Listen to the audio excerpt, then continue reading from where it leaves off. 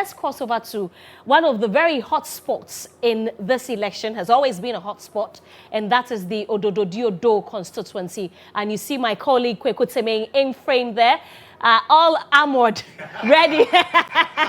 Ready. Kweku Temeng, even with the way that you are dressed, we know where you are. What do you have for us?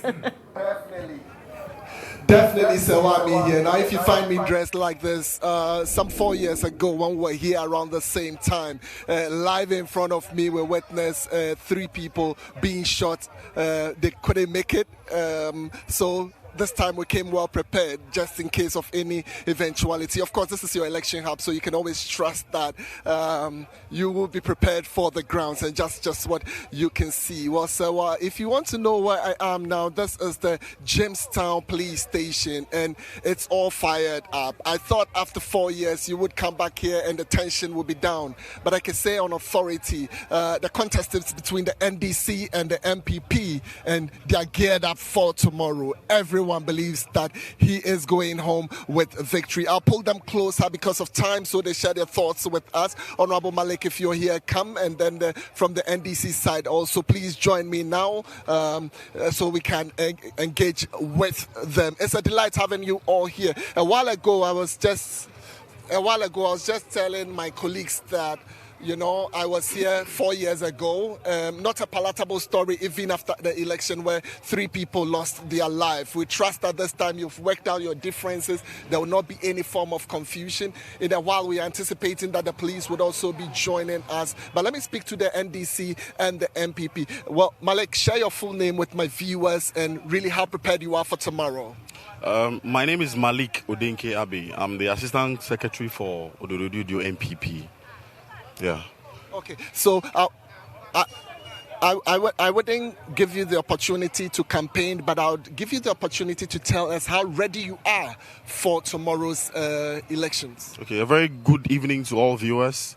We in the MPP have always been ready since the formation of the party on 28th July 1992.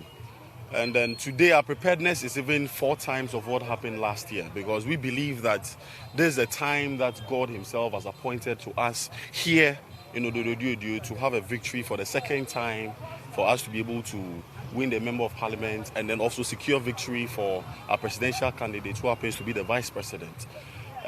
When you look on the grounds today, it's very solemn compared to last 4 years, because there's been a very peaceful atmosphere between both sides, that's the MPP and the NDC. You can see there is no tension like what happened 4 years ago, because we've understood each other. The 2 candidates, of course, that is the NDC candidates and the MPP candidates, have shown that the way to go is development and not violence. So I believe their traits is what has truncated between both parties. So all the followers of MPP have remained calm, and they are campaigning based on developmental projects. They are campaigning based on what the candidate has done, so that they can win the support and the hearts of the people to come out strongly to come and vote, unlike the previous years. So of course... All right, so allow me bring in your colleague a little bit. You're speaking for the... I'm speaking for the NDC. My name is Ivan Mensah, and then I'm the Constituency Research Director. And like my brother is saying, yes, the constituency has been very peaceful. We've gone about our campaign duties, activities, very peaceful. Our trick was that during the 2020 electioneering year, the NDC was organizing rallies and umbrella meetings and other things. So some of these things, the MPP strategized, they attack us. So going into 2024 election, we changed our strategy. So our strategy this time around is that we are using the house-to-house campaign more than gathering our supporters out at one place or at one base, whereby it will lead into confrontation between our supporters and then the MPP, and then it will spark up misunderstandings, and then there's going to be fights amongst our supporters. Because we don't want it that way, this year we said we are using the house-to-house campaign system, and we've done it very, very well. As I can stand here and tell you that we in the NDC, we believe very strongly that tomorrow by this time we'll be jubilating for the parliamentary election, because we know that by the grace of God we've already won the parliamentary election based on the stats that we are having. It's a done deal still and given to Honorable Ashikote when it comes to the parliamentary. But the presidential, you are not sure of winning? We are very, very sure of winning the presidential. So the reason why I say that tomorrow by this time we are jubilating for the parliamentary is that by this time we've already finished with the collation of the parliamentary, and then we are on the presidential. Because when it comes to the presidential, the entire nation is a one constituency.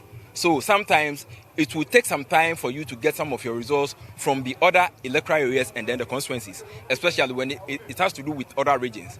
So with the presidential, tomorrow around 9 to 10 o'clock, inshallah, President John Mahama will be crowned the new president of the Republic of Ghana, inshallah. Let me get reactions to that. Whoa, I didn't know the NDC is that prepared. They are telling you that, look, come tomorrow, victory will be theirs. How would you react? I'm even surprised. I never knew that presidential elections is declared 9 a.m. on the election day.